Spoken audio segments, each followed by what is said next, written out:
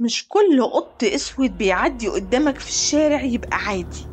في واحد عينه بتلمع زيادة، ولو عينك جت في عينه عمرك ما هتفضل زي ما انت.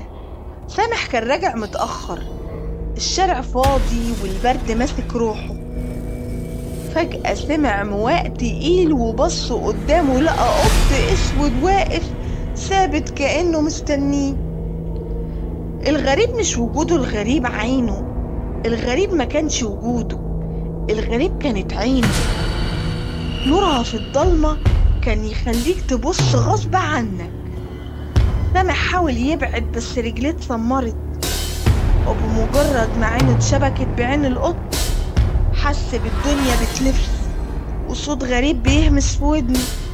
تاني يوم لقوه واقف في نفس المكان، بس عينه هي اللي بقت بتنور زي القط. ومن اليوم ده اي حد يبصله يختفي.